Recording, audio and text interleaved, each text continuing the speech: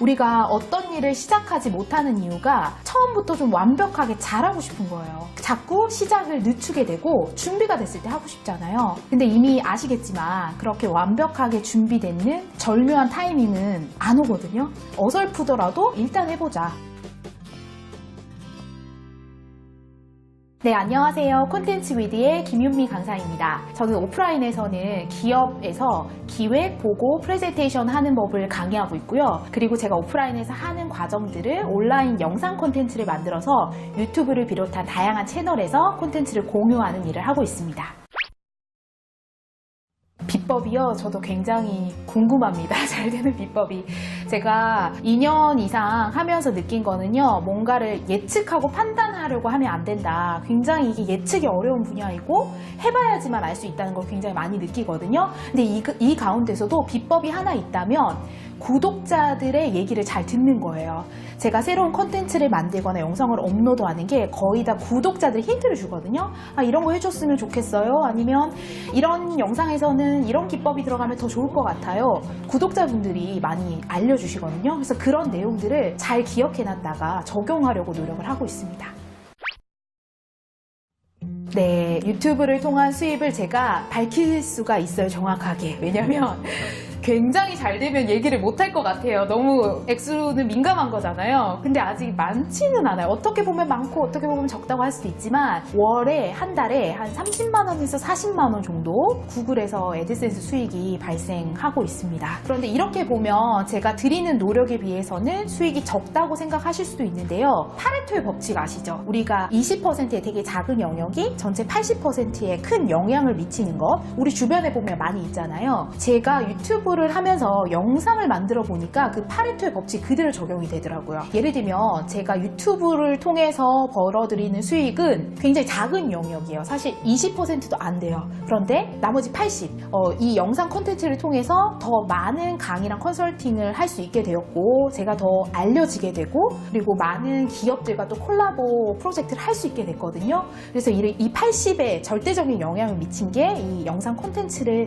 만든 겁니다. 그래서 저는 이런 금전적인 수익보다 그 외에 더 많은 80%의 영역을 차지하는 저에게 더 많은 수익을 안겨준 게 이 영상 콘텐츠라고 생각합니다.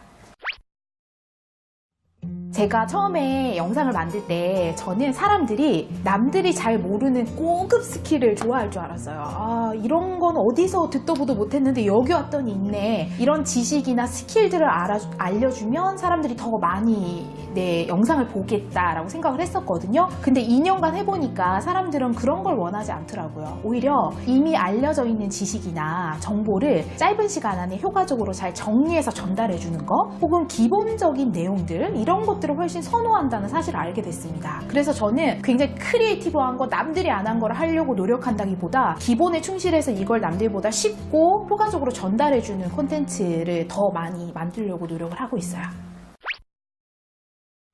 아이디어는 언뜻 생각이 나요. 예를 들면 저는 뭐 TV를 보다가 친구랑 수다를 떨다가 요리를 하다가 갑자기 뭔가 이거 하면 좋겠다라는 짧은 조각의 생각들이 들 때가 있거든요. 그럼 그거를 그냥 스쳐 보내는 게 아니라 반드시 메모로 해놓으셔야 돼요. 저는 모바일 노트에 그 짧은 한 문장 단어를 빨리 메모로 해놔요. 그러면 그때는 이게 조각의 아이디어이기 때문에 힘이 많지가 않아요. 근데 제가 이런 조각들이 잘 쌓이잖아요. 그럼 이게 잘 연결됐을 때 어떤 하나의 아이디어가 될 때가 많거든요.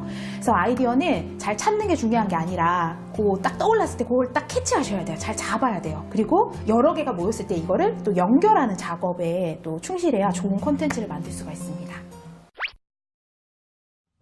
꾸준하게 하는 게 정말 어렵죠. 한 번 하는 것도 어려운데 그거보다 더 어려운 거는 꾸준하게 하는 거예요. 사람들이 내가 열심히 해볼 거야 라는 의지를 다지잖아요. 그리고 시작만 하면 되게 잘할 수 있을 것 같고 저도 그렇게 무너졌던 적이 여러 번이거든요. 그래서 꾸준하게 하시려면 여러분의 의지를 믿지 마시고 내가 잘 할 수 있는 환경을 계속 만들어 가셔야 돼요.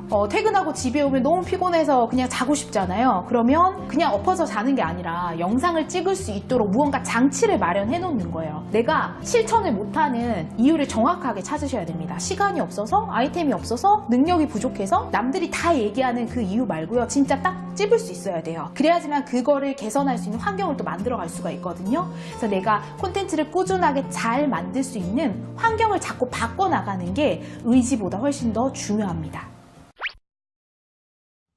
네, 저도 오랫동안 계속 고민하고 연구하고 있는 건데요. 사람들이 강의를 잘하려면 외모도 좀 예쁘고 아름다우면 좋고, 그리고 목소리도 좋으면 좋고, 발음도 뛰어나면 좋고, 콘텐츠가 또 훌륭하면 또 강의를 잘할 수 있지 않을까라는 생각을 많이 하시잖아요. 당연히 그런 요소들을 갖추면 더 좋은 강의를 할 수가 있습니다. 그런데 제가 강의를 오랫동안 해오면서 느낀 거는 진짜 좋은 강의는요, 학습자를 참여하게 만드는 강의거든요. 중요한 키워드가 참여예요, 참여. 어떻게 하면 내가 일방적으로 전달할 게 아니라 내가 가진 콘텐츠를 같이 학습자랑 같이 할 수 있을까를 고민을 많이 하셔야 돼요. 그래서 저는 지금 강의를 준비할 때 콘텐츠만 다 듣는 게 아니라 여기서는 이런 질문을 해야지, 여기서는 이런 도구를 활용해서 참여하게 해야지, 이런 것들을 계속 연구를 하고 있고요. 영상에서 강의할 때도 사실 혼자 얘기하는 거잖아요. 이때도 혼자 한다고 생각하지 마시고 앞에 학습자가 있다라고 생각을 하셔야 돼요. 그래서 같이 해볼까요? 이거 어떻게 생각하세요? 질문하시면서 하시면 훨씬 참여를 높일 수 있는 좋은 강의를 또 만들 수가 있습니다. 네, 제가 앞서서도 환경을 계속 개선해야 된다고 말씀드렸어요. 내가 못하는 이유를 찾고 그 환경을 계속 개선해 나가시면서요, 잘하려는 생각을 일단 좀 내려놓으세요. 우리가 어떤 일을 시작하지 못하는 이유가 처음부터 좀 완벽하게 잘하고 싶은 거예요. 자꾸 시작을 늦추게 되고 준비가 됐을 때 하고 싶잖아요. 근데 이미 아시겠지만 그렇게 완벽하게 준비되는 절묘한 타이밍은 안 오거든요. 그래서 잘하려는 마음을 내려놓고 일단 해보자. 어설프더라도 한번 해보는 것에 의미를 두고 하루빨리 시작을 하셨으면 좋겠습니다.